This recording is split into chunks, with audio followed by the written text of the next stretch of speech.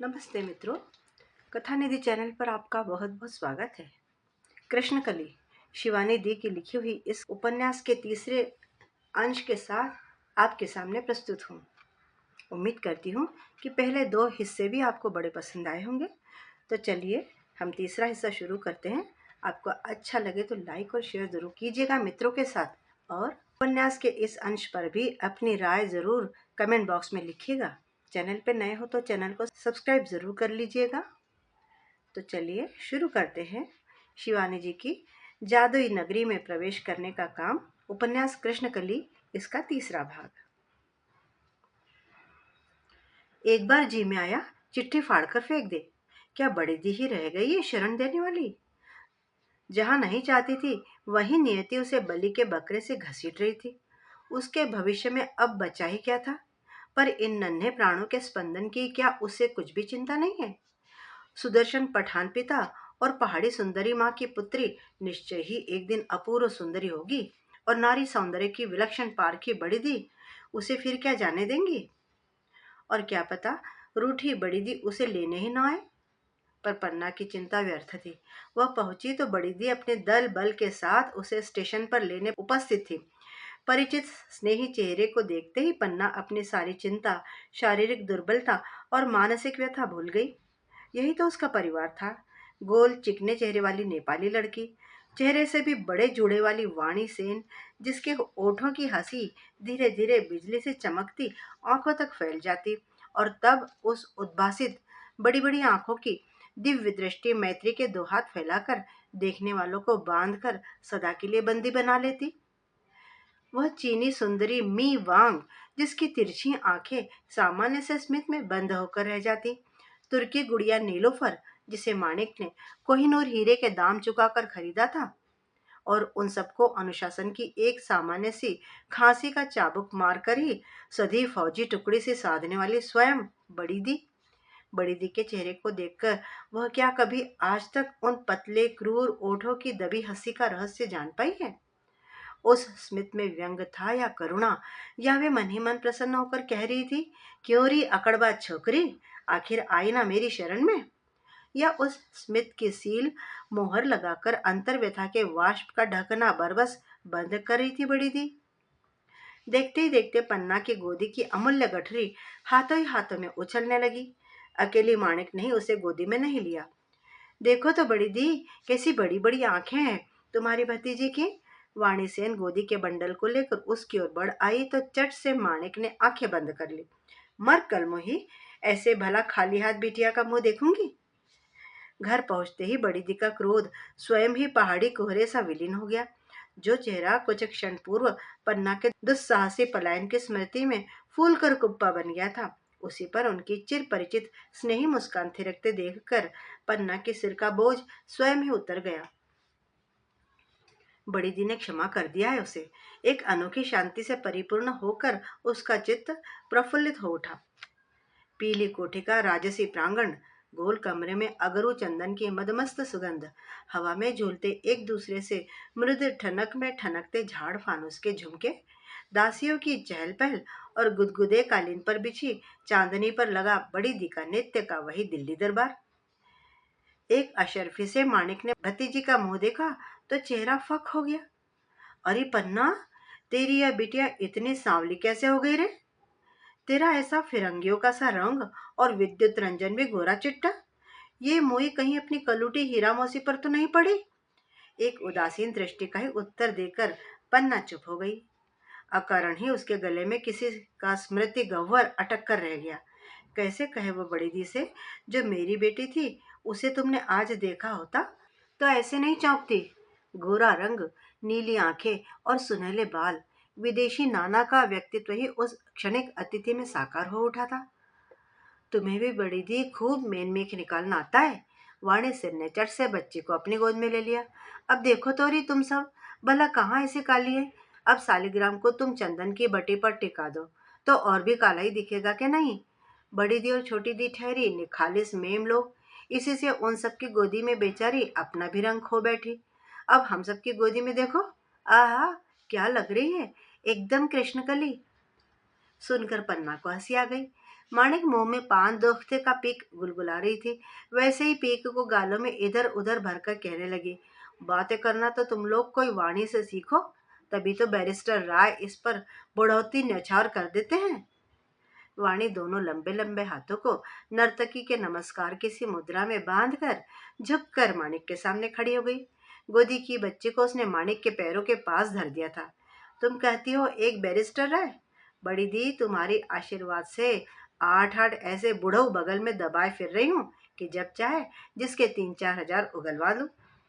इसे भी ऐसा आशीर्वाद दो बड़ी दी कि हमारी तुम्हारी तरह ही हमारी कृष्णकली भी राजरानी बनकर शत सहस्त्र हृदयों पर एक छत्र राज्य करे। माणिक ने कनखियों से पन्ना को देखा। वह तो वहां होकर भी जैसे नहीं थी। शायद उसकी पुत्री को सांवली कह दिया था, इसी से कुछ अनमनी सी हो गई थी बेचारी। चिंता क्यों करती है पन्ना? बड़ी दी ने उसकी पीठ पर हाथ फेर कर कहा। मेरे पास उपटन के 3-4 ऐसे यूनानी नुस्खे धरे हैं कि अम्मा कहती थी, कौवे को भी पोत दो तो उजला चिट्टा बगुला नजर आएगा। लाख रंग सांवला हो छोटी दी। कालीन पर हाथ पैर मारती बच्ची को वाणी ने गोदी में उठाकर गालों से लगा लिया। नाक देखती नहीं कैसी खड़ग की सी धार धरी है, और ओठ, आहा, क्या मनोहारी गठन है। और यह ललाट, काले चिकने घने केश और 9 रत्ती 52 तोले की ये वन मृगी सी आंखें। तभी तो मैंने नाम धरा है कृष्णकली। सहसा गोद में बच्ची को लेकर वह झूम झूम कर गाने लगी। कृष्णकली आमी तोरे ही बोली, कालो तारे बोले गायेर लोक, मेघला दिने देखे छिलेम माठे, कालो मेर काली हरिग चोख। वाणी के वंशी से मीठे गले को किसी साज संगत के बिना ही श्रोता को मोह लेने का वरदान प्राप्त था। स्वाभाविक मुर्किया, मीठे स्वर का सदा आरोह, जो कभी जादुई गति से अवरोह की सोपान पंक्तियों में सुनने वालों को भी बस अपने साथ खींच ले जाता, उसके सुकुमार सांवले चेहरे से भी मेल खाता था। क्रूर नियति ने ही उस पढ़ी लिखी संभ्रांत कुल की आकर्षक अध्यापिका को पीली कोठी में पटक दिया था, पर जो उस कुंठाग्रस्त अध्यापिका को उसके जीवन ने नहीं दिया था, वह उसे पीली कोठी ने पल भर में दे दिया। वैभव, एक से एक दामी साड़ियां, विलास की ऐसी ऐसी अलभ्य सामग्रियां जिनके विषय में उसने कभी सुना भी नहीं था।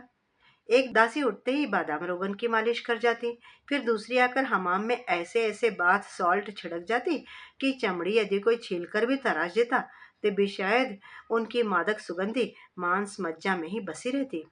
कितनी बार उसे कितने सुपात्र देख देख कर नापसंद कर गए थे। आज उसकी ऐसी स्थिति है कि वह कितने ही सुपात्रों को नाक भौं चढ़ाकर नापसंद कर देती है। अनाथा वाणीसेन के दरिद्र मामा किसी प्रकार का दहेज देने में असमर्थ थे। फिर वह असामान्य सुंदरी भी तो नहीं थी। किसी प्रकार पढ़ लिख कर उसने बीए की परीक्षा पास कर ली थी। इसी से जब मामा के विधुर मित्र रजनीकांत मित्रा ने उसे अपने गर्ल्स हाई स्कूल में अध्यापिका का पद प्रदान किया, तो उसे सहसा अपने सौभाग्य पर विश्वास ही नहीं हुआ था। कुमड़ो, रजनी काका उसके मामा की प्रथुल टोन के कारण उन्हें इसी विचित्र नाम से पुकारते। एक दिन कहने लगे, कुमड़ो, तेरी भांजी के लिए जब तक कोई सुयोग पात्र नहीं जुटता, क्यों न इसे मेरे स्कूल में भेज दे। लड़की गुणी है, इतना अच्छा गाती है। हमारे यहाँ संगीत की कोई अध्यापिका है भी नहीं। तब मामा तुम्हारे खुशी के रो भी पड़े थे। केवल चतुर मामी को यह मूर्खतापूर्ण प्रस्ताव जरा भी नहीं रुचा। नौकरी करनी है छोकरी को, तो क्या ऐसे रंडुए मित्र का स्कूल रह गया है? एक तो अभागा स्वयं ही मैनेजर है, उस पर दिन रात तो उसकी कीर्ति सुनने में आती रहती है।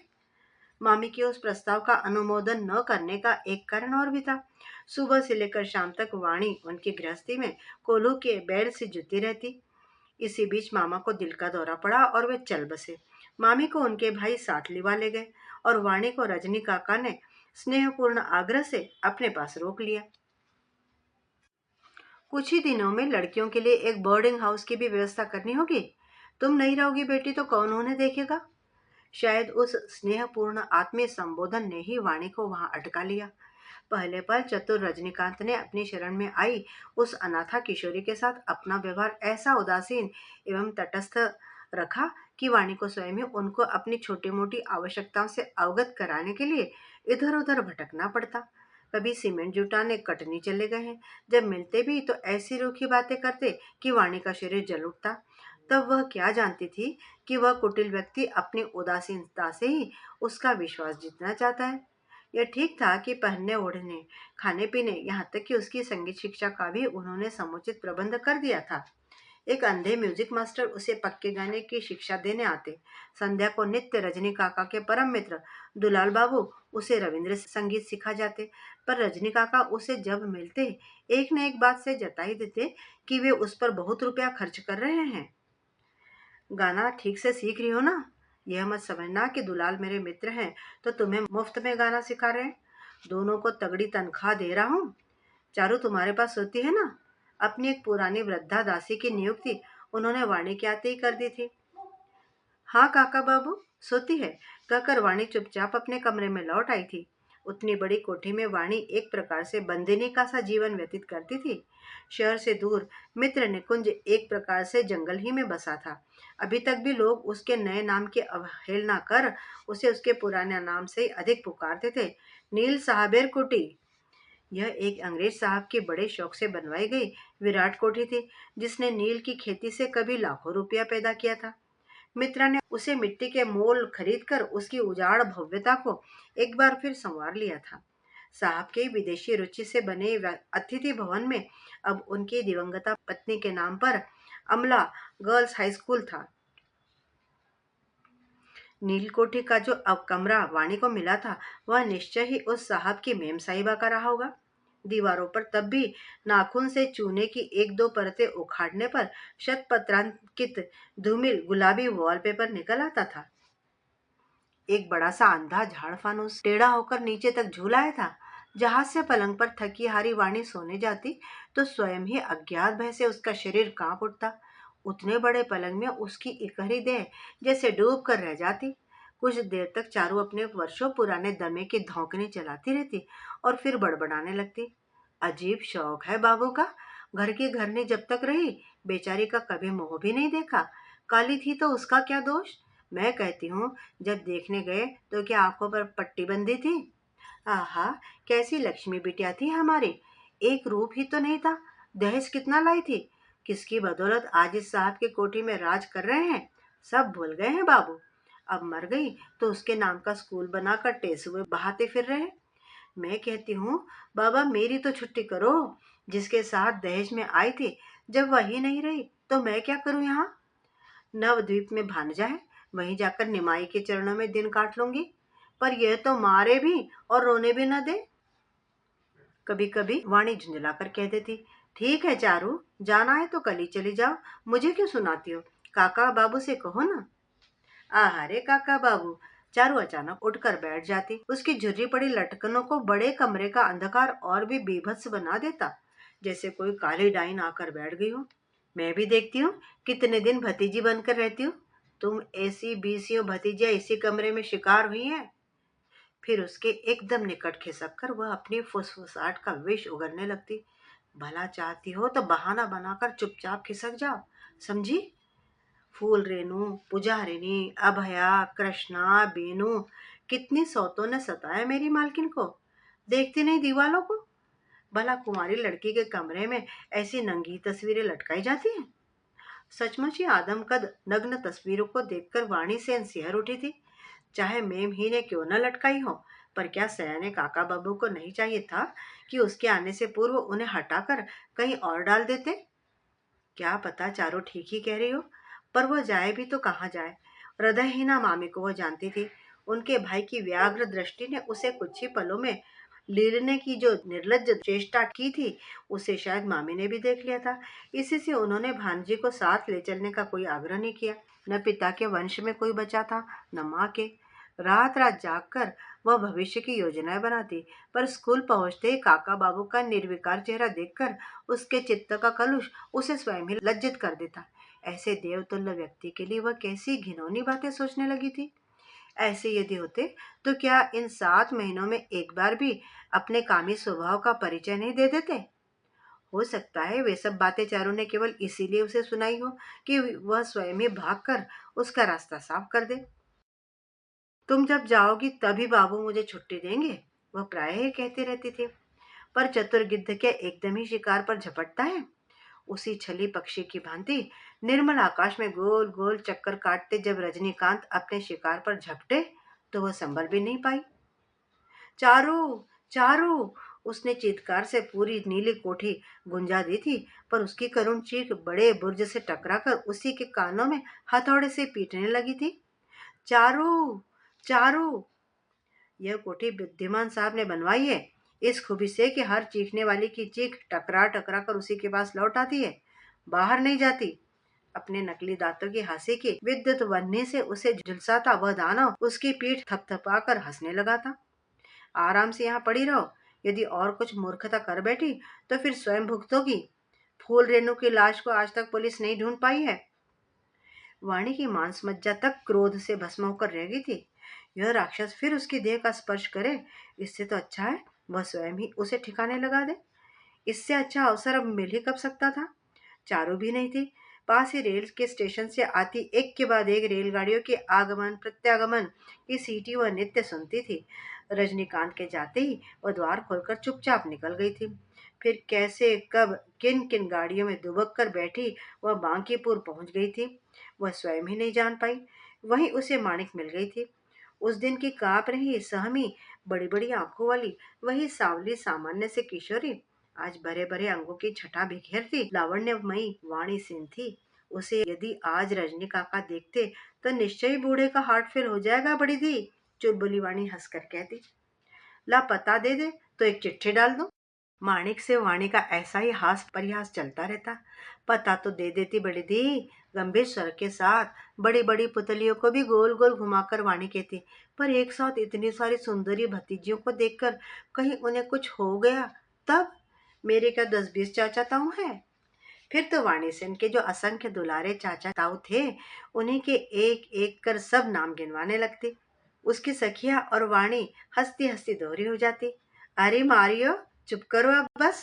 कभी अफरोज फिर चुटकी मारती, कभी सईदा, चटर्जी काका, राय काका, घोष खुड़ो, दस्तीदार, राय चौधरी काका, टॉमस अंकल, डेविड अंकल। हाय राम, दम फूल गया गिनते गिनते।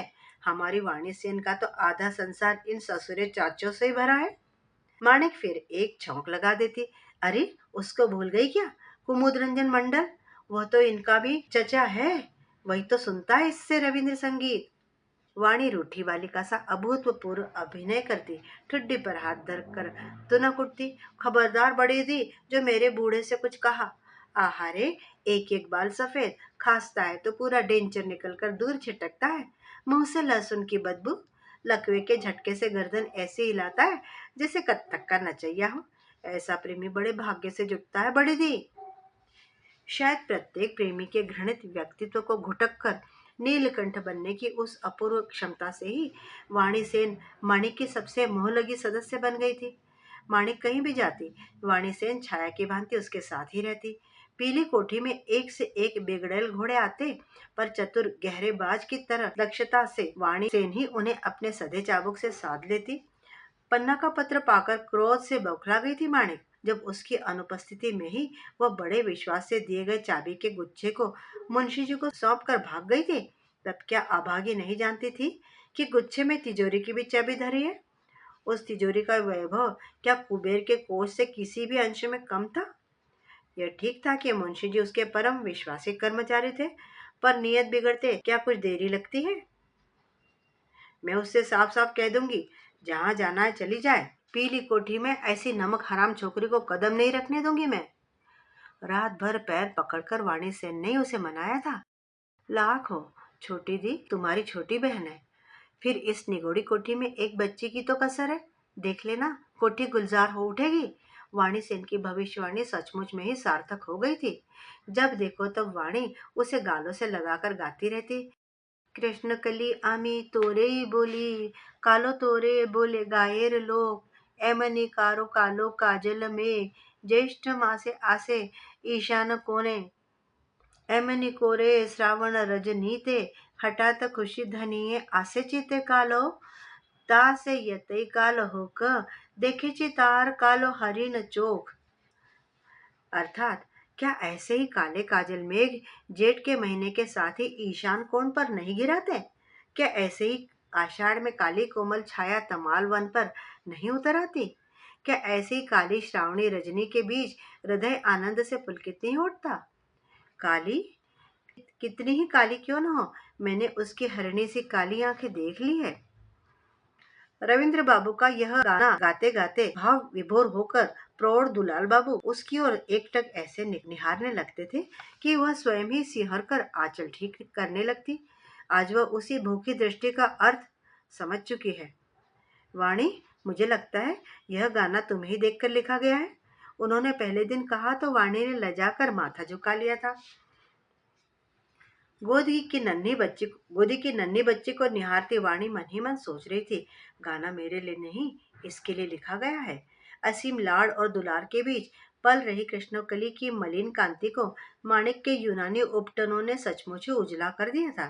छोटी दी, तुम्हारी लड़की का नाम अब बदलना ही पड़ेगा। देखती नहीं, दिन पर दिन कैसा रंग निखरता जा रहा है निगोड़ी का। वाणी समय पाते ही उसे गोदी में लेकर बैठ जाती। कभी कभी रात को भी वो उसे संग में सुलाने उठा ले जाती। कली, कृष्णकली, अमर कालो चांद, अमावस्या, कितने ही अटपटे नामों से पुकारती वाणी पगला सी जाती। कली जैसे जैसे बड़ी हो रही थी, उसका सांवला रंग स्वयं ही गेहूंवन आभा की कांति को स्पष्ट करता जा रहा था। बड़ी थी, पन्ना कहती, 5 साल की होते ही इसे बोर्डिंग में डालना ही होगा। क्यों री, क्या अभी से इतनी भारी हो गई बिटिया? नहीं बड़ी थी, वाणी ने इसे गोदी की ऐसी आदत डाल दी है कि गोदी से नीचे रखते ही चीखने लगती है। पन्ना का काम इधर बहुत बढ़ गया था। कई बार तो उसे रिकॉर्डिंग करवाने के लिए कलकत्ता भी जाना पड़ता था। एक वाणी सेन ही नहीं, पूरी पीली कोठी की दुलारी थी कली। जब से उसने चलना और तुतलाकर बोलना सीख लिया था, वाणी सेन तो उस पर मरी मिटी जाती थी। वाणी से कहती थी, तानी, पन्ना से तन्ना और बड़ी दी से तड़ी दी। कहो ककड़ी केला, वाणी उसे तोते सा पढ़ाती। तो तरी तेला, चेहरे से भी बड़ी बड़ी आंखें घुमाकर कली कहती। हंसी का फव्वारा सा छूटने लगता। कभी कभी सजी सजाई गुड़िया सी कली को मुखरा वाणी बड़ी दी के भरे दरबार में लाकर दूध सी धुली चांदनी पर बिठा देती। अरे अरे, क्या करती है? बड़ी दी हड़बड़ाकर उसे उठाने लगती। गीला कर देगी। तो क्या हुआ? गंगाजल उठा उठाकर माथे पर धरेंगे तुम्हारे दरबारी तो सब पाप कलुष धुल जाएगा। क्यों, है नारी मेरी कली? सिखाई बंदरिया सी कली न जाने कैसे सब कुछ समझकर नन्ही सी नाक चढ़ाकर हंस देती। तेरी माँ कौन है, बता दे तो मेरी सोना। वाणी चतुर नटनी की भांति आकर्षक कली को अपने अनुशासन के रस्सी पर साध कर पूछती। तन्ना। तेरा बाबा कौन है बेटी? वाणी फिर अपने मुखरा चपल दृष्टि का डमरू बजाती। ये छाब, कली अपनी तिनके सी तर्जनी पूरे दरबारियों की ओर घुमा देती। अरे वाह वाह, क्या दिमाग पाया है, बिल्कुल माँ पर पड़ी है। कुछ ही पल में पूरे दरबार को अपनी नन्ही मुट्ठी में बंद करके कली वाणी की गोदी में किलकती हुई चली जाती। यही कली का अक्षरारंभ था क्या? क्या डॉक्टर पैद्रिक ने ऐसी ही शिक्षा देने के लिए उसे सौंपा था? पन्ना कभी कभी अपनी दुर्बलता पर स्वयं ही क्षुब्ध हो उठती। डॉक्टर पैद्रिक के पत्र प्रायः ही आते रहते। अपने वायदे के पक्के निकले थे डॉक्टर पैद्रिक। कली के छठे जन्म दिवस पर उन्होंने पन्ना को एक कृतज्ञतापूर्ण लंबा पत्र लिखा था। कली की सुंदर तस्वीर को देखकर वे मुग्ध हो गई थी। इसके सच्चाई देखकर मैं समझ गई हूँ कि तुम इसे कितने यत्न से पाल रही हो। क्या यह मुझे बताना होगा कि मैं तुम्हारी आजन्म कृतज्ञ बनी रहूंगी? पर मैं अपना वायदा नहीं भूली हूँ। मैंने तुमसे इसे केवल 1 वर्ष पालने का अनुरोध किया था। तुमने इसे 5 वर्ष की बना लिया है। मेरी एक विधवा बहन इसी वर्ष नैनीताल आ गई है। वहीं के कॉन्वेंट में नन है। इसी से मुझे पूरी सुविधा है। ऐसे पवित्र वातावरण में निश्चय ही इसके जन्म का इतिहास धुलकर उजला निखर आएगा। यदि तुम्हें इसे नैनीताल पहुंचाने की सुविधा न हो तो मेरी बहन इसे स्वयं आकर ले जाएगी। पर हो सकता है पन्ना, तुम्हें इस छोटी सी अवधि में इस अभागी के लिए ऐसा मोह हो गया हो जिसका बंधन अब तुम्हें दिन प्रतिदिन बांधता जा रहा है। यदि ऐसा है तो मेरी डार्लिंग पन्ना, ईश्वर के दिए इस उपहार को तुम मेरे अभिनंदन सहित स्वीकार कर लो। तुम्हारी रोजी। हड़बड़ाकर पन्ना ने चिट्ठी फाड़कर फेंक दी थी। अच्छा हुआ कमरे में बड़ी दी नहीं थी। शक की माणिक उसे चिट्ठी पढ़ते देखती तो आफत कर देती। किसकी चिट्ठी है? किसने लिखी है? क्या लिखा है देखो तो। यह भी संभव था कि बड़ी दी अपने अधैर्य से उसके हाथ से चिट्ठी लेकर पढ़ भी लेती।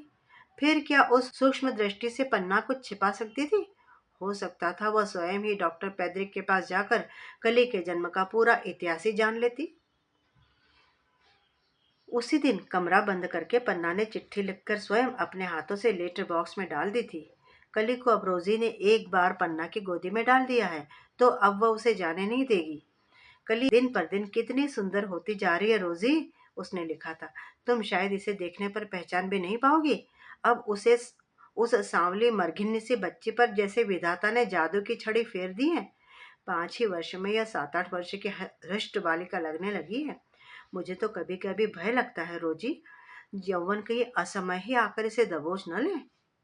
पत्र के उत्तर में रोजी ने स्वयं अपने आने की सूचना दी थी। अपनी बहन के साथ क्रिसमस मनाकर वे कली को देखने आएंगी। कई वर्षों से कहीं नहीं गई थी। पैरों का गठिया कब उन्हें एकदम ही पंगु बना दे, कुछ कहा भी नहीं जा सकता था। वैसे ही बिना लाठी के सहारे वे एक पग भी नहीं चल पाती थी। तुम्हारे पास आकर और नन्ही कली को देख लेने पर मैं निश्चय ही बहुत कुछ स्वस्थ हो उठूंगी।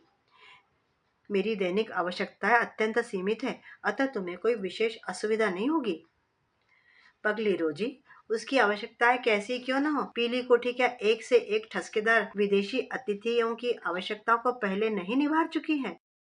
पर वह सर्वस्व त्यागिनी तपस्विनी क्या इस परिवेश में एक रात भी रह पाएगी? तो मित्रों, अभी आप सुन रहे थे शिवानी जी की लिखी हुई उपन्यास कृष्णकली का तृतीय भाग। उम्मीद करती हूँ कि आपको ये भाग भी अच्छा लगा होगा। अपने मित्रों के साथ शेयर जरूर कीजिएगा और उपन्यास के इस भाग पर भी अपनी महत्वपूर्ण राय जरूर कमेंट बॉक्स में लिखिएगा। साथ ही चैनल पे नए हो तो चैनल को सब्सक्राइब भी जरूर कर लीजिएगा। उपन्यास का अंश सुनने के लिए बहुत बहुत धन्यवाद। आपका दिन शुभ हो।